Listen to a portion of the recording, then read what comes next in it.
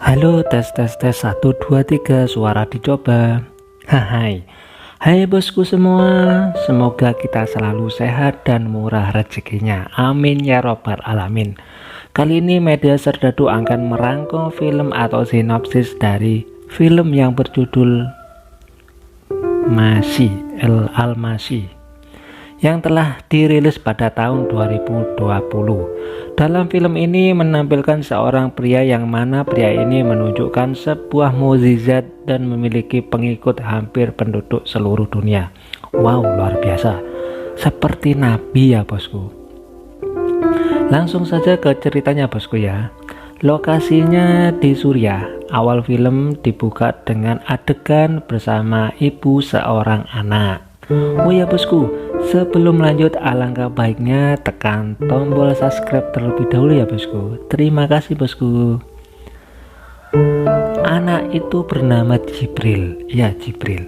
Saat itu Jibril bertanya jika Tuhan ada, mengapa Tuhan tidak membantu rakyatnya yang disiksa dan dibunuh?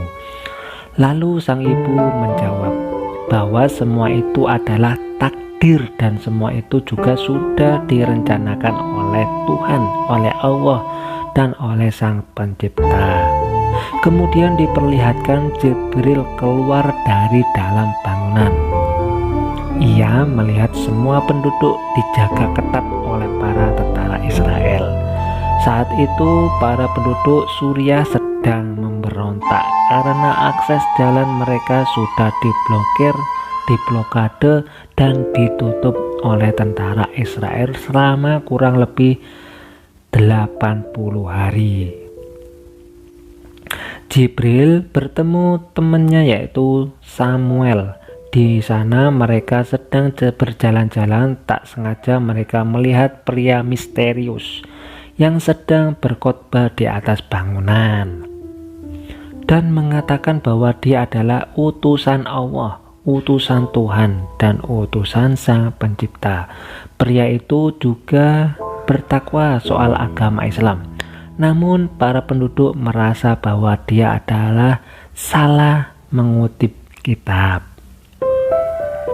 Dan kemudian penduduk mengamuknya. Pria itu mengatakan bahwa ia ingin menyelamatkan para penduduk yang sedang sengsara.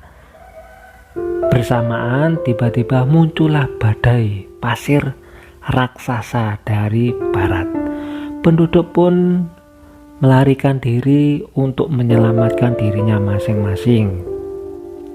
Mulai berlarian, tetapi saat itu para penduduk heran karena pria itu tetap saja melanjutkan ceramahnya. Wow, luar biasa ya. Padahal badai pasir itu sangat dahsyat, sampai-sampai menyapu bersih tentara Israel di perbatasan. Di sisi lain, seorang mata-mata luar negeri dari CIA dari Amerika bernama Siller melihat sebuah berita,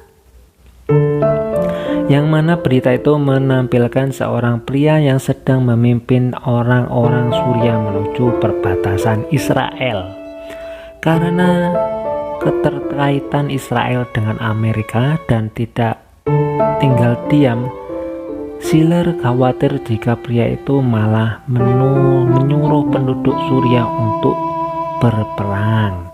Hampir seluruh rakyat Suriah mengikuti pria itu dan memanggilnya sebagai Al-Masih. Ya, julukan Nabi Isa.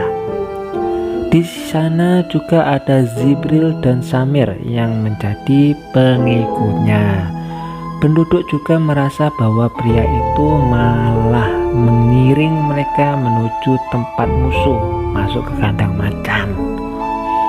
Seorang kiai mulai ragu dengan ceramah yang disampaikannya, namun pria itu selalu menunjukkan pencerahan dan kebaikan kepada pengikutnya. Mereka juga terpesona dengan kepiawaian sang pemimpin pria itu.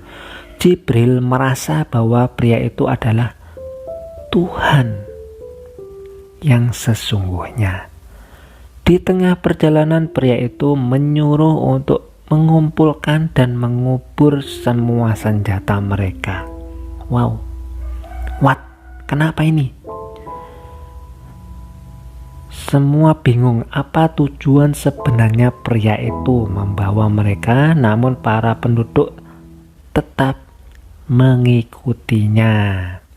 Setelah sampai perbatasan, pria itu menerobos pagar karena curiga. Pria itu kemudian diamankan dan ditaruh ke tanah Yerusalem.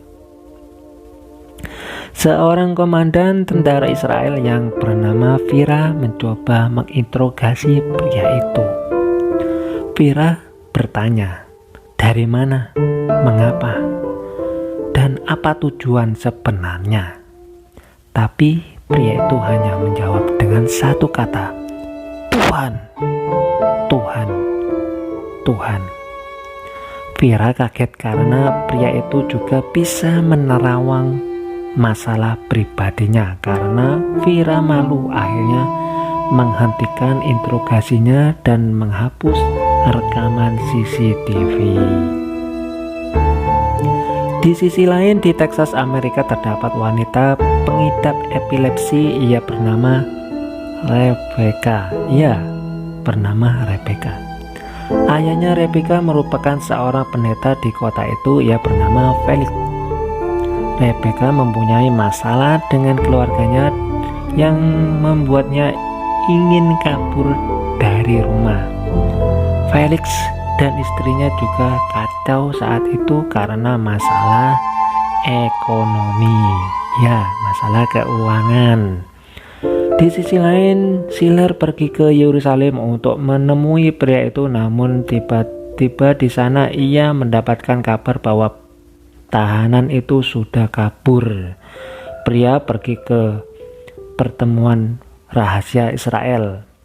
Vira pergi ke pertemuan Israel sebagai tersangka karena orang tersebut pertama kali terakhir bertemu.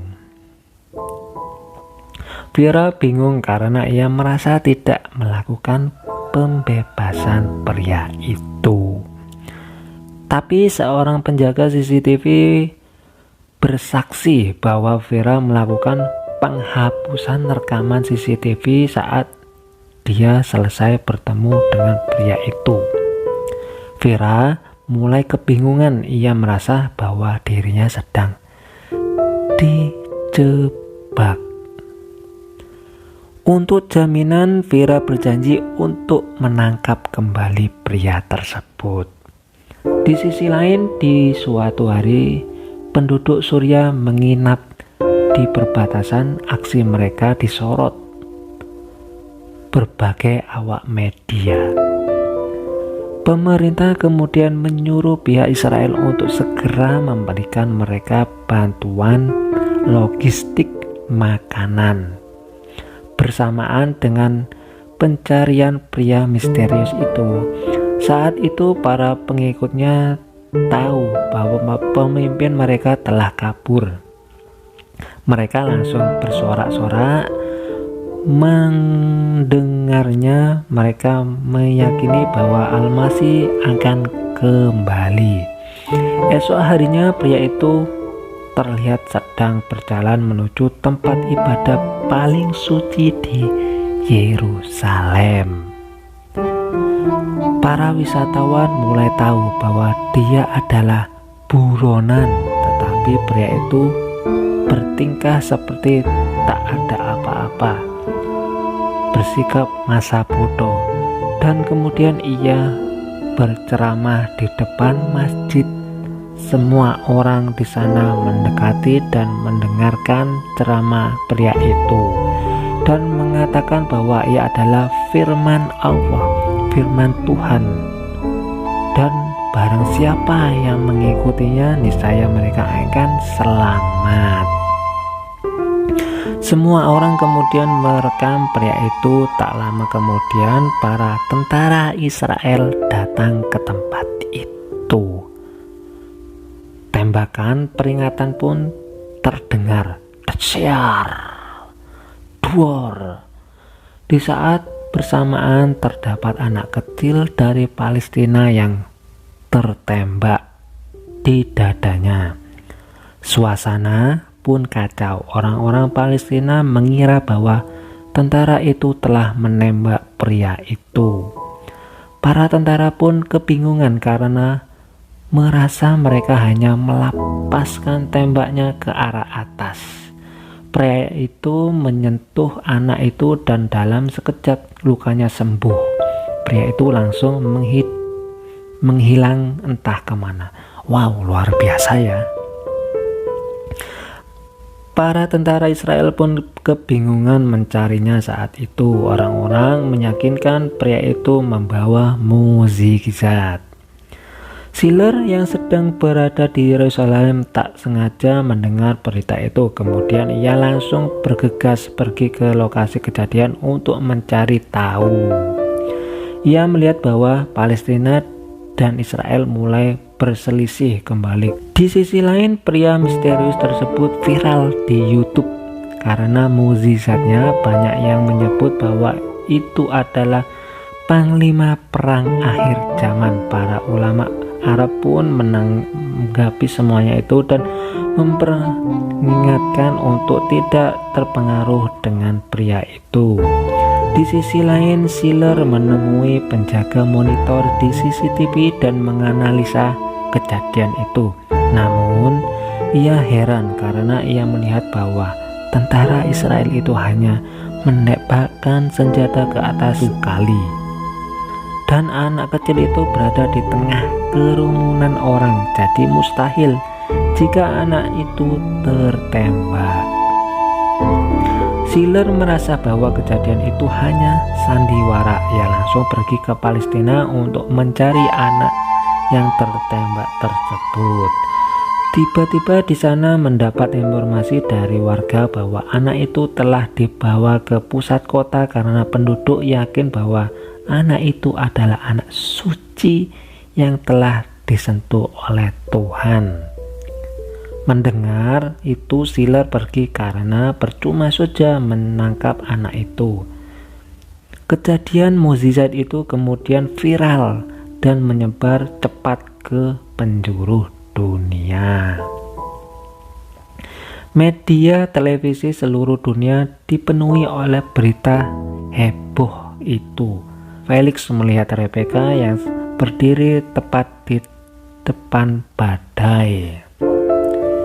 Di saat bersamaan, teman ketika mereka mencoba merekam momen itu dan tiba-tiba ia terkejut. Di sisi lain, Schiller bersama timnya terkejut melihat postingan yang baru diunggahnya di Facebook 4 menit yang lalu. Melihat pria itu tiba-tiba berada di kota Texas yang telah terserap oleh tornado. Di dalam video itu, pria tersebut telah menyelamatkan nyawa Rebecca. Schiller heran karena pria itu bisa pindah begitu cepat dari Yerusalem ke Texas, Amerika. Schiller langsung meminta rekannya untuk membekukan postingan itu dan jangan sampai menjadi viral.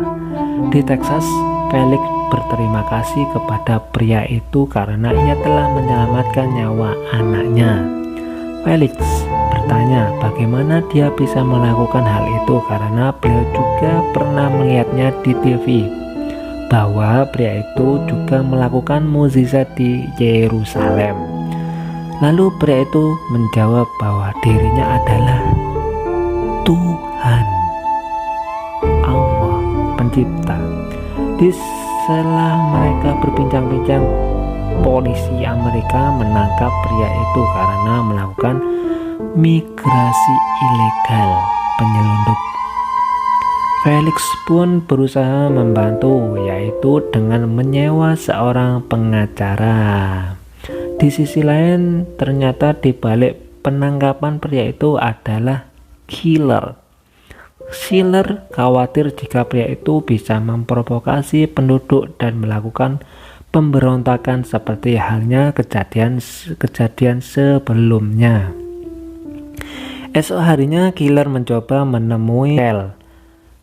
Ia kemudian mengajukan beberapa pertanyaan kepada pria itu.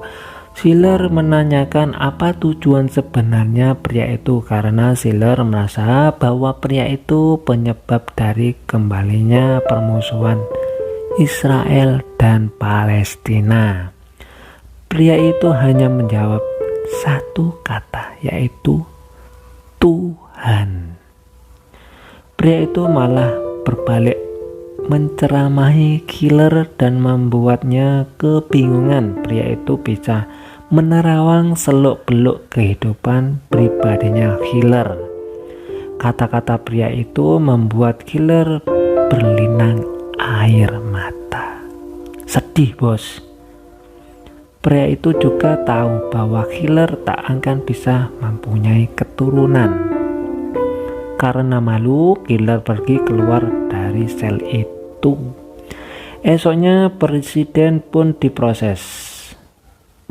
Persidangan dimulai. Saat itu pria tersebut dibantu oleh pengacara sewaan dari Felix. Pihak Killer memberikan pengajuan untuk penahanan pria itu di Amerika karena pelanggaran undang-undang migrasi gelap. Tujuan Killer sebenarnya adalah membekukan pria itu di Amerika supaya ia tidak bisa melakukan aktivitas provokasi lagi di tempat lain seperti sebelumnya.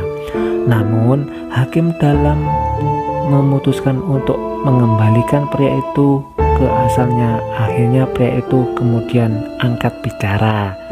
Pria itu secara tak langsung menyindir dan membuka aib, mempermalukan hakim di muka umum.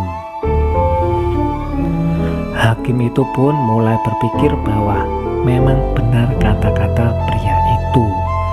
Pria itu ceramahi hakim tersebut sampai mulai sadar dengan dosa-dosanya. Akhirnya hakim memutuskan untuk mengundur persidangan pertama ini.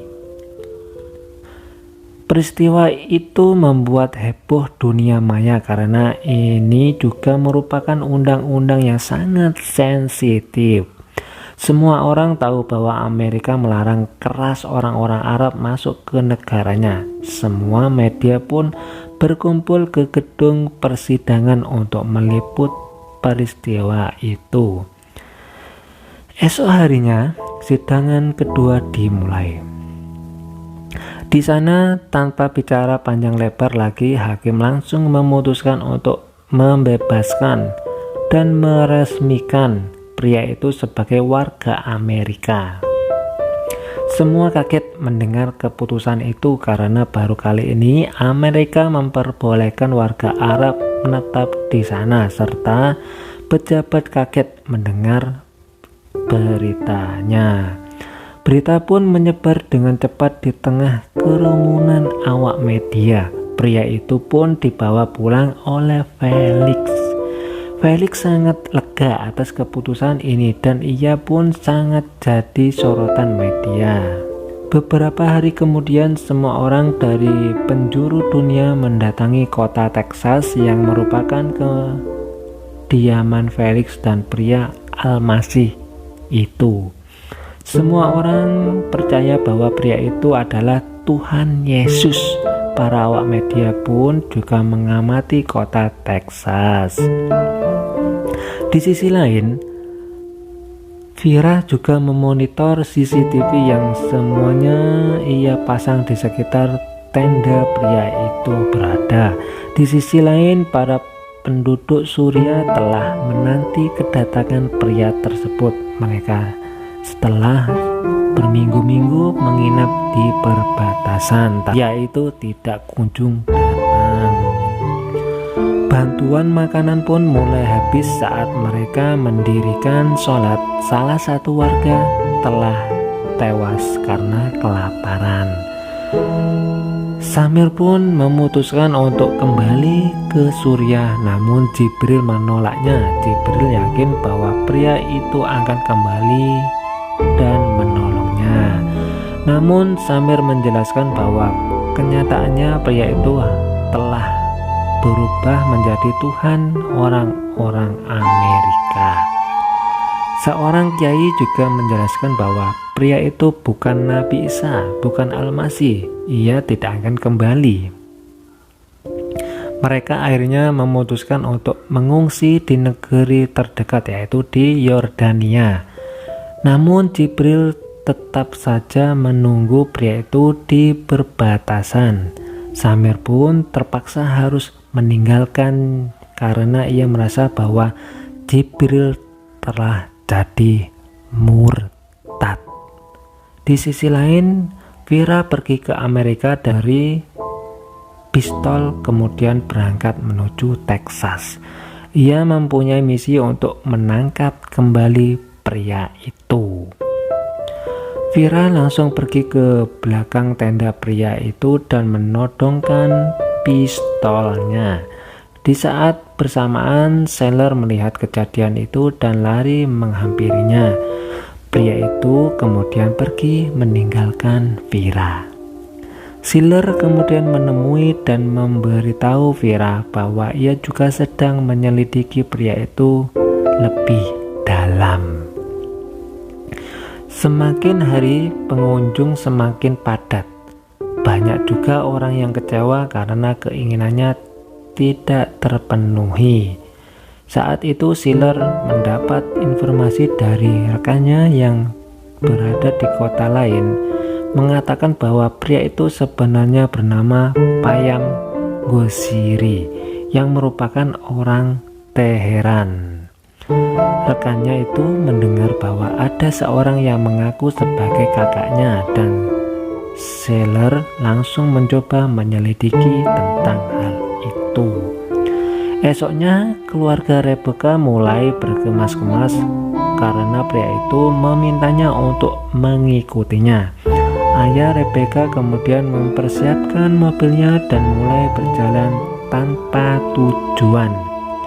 Ribuan mobil pun mengikuti mereka. Di tengah perjalanan, ribuan orang pinggir jalan bersorak-sorak, Al-Masih, Al-Masih, dan seterusnya.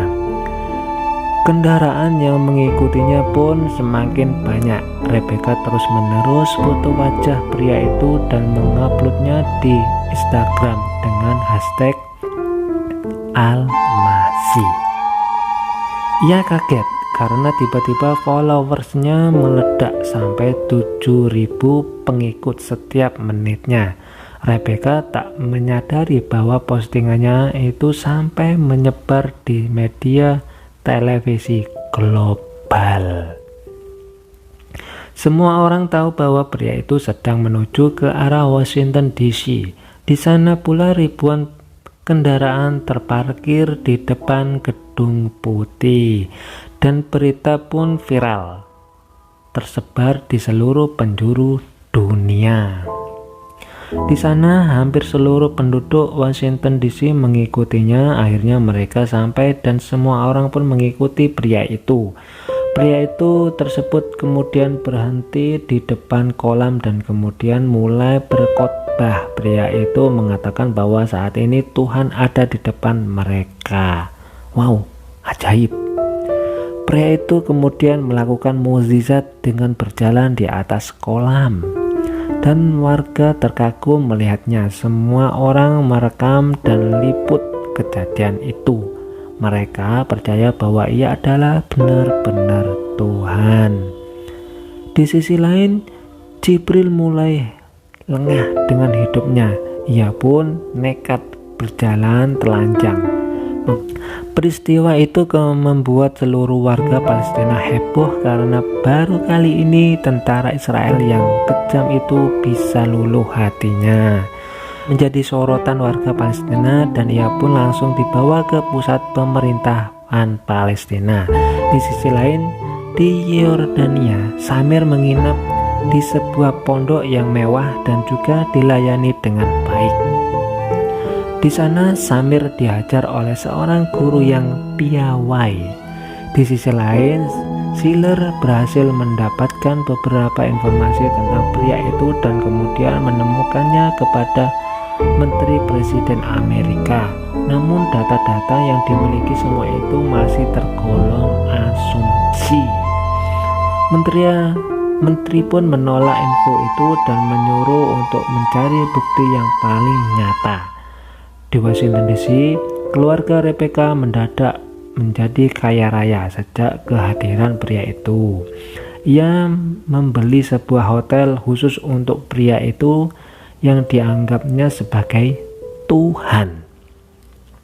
Tempatnya pun tak pernah sepi oleh media televisi. Rekannya yang dijuluki oleh nama Gio itu mendatangi rumah kakak pria Almasi itu, dan kakak menceritakan semua tentang pria Almasi itu. Kakak pria Almasi tersebut bernama Ardan Konsili. Saat bertanya, rekan Schiller diam-diam merekamnya melalui PC.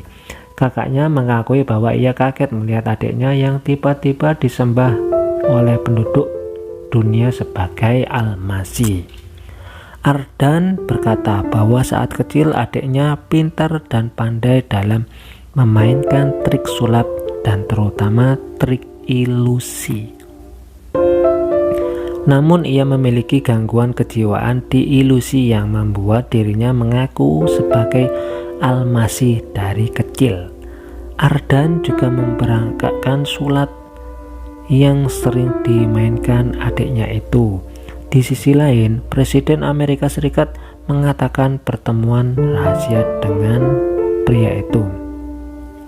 Tampaknya presiden juga terpengaruh oleh pria itu. Kemudian pria itu menyuruh presiden untuk menarik kembali seluruh pasukan di perbatasan dan menyuruhnya untuk menghilangkan aturan-aturan yang berisi mengenai diskriminasi rakyat. Setelah pertemuan itu, pria Almasi kembali ke hotel dan menjawab semua pertanyaan para wartawan. Pria itu juga memberitahu bahwa tadi malam ia mengadakan pertemuan dengan presiden. Semua orang percaya bahwa itu adalah benar Isa Almasi atau Yesus. Di Palestina, Jibril menjadi sorotan rakyat. Dia diminta untuk mendeklarasikan perdamaian antara Israel dan Palestina. Namun ia merasa ragu mengatakannya karena ia memang demam panggung. Di sisi lain juga Schiller berhasil mengumpulkan bukti dan fakta tentang pria itu. Nama asli pria itu adalah Payam Gonsiri, pengidap gangguan jiwa di ilusi, dan sempat masuk rumah sakit jiwa selama 6 bulan.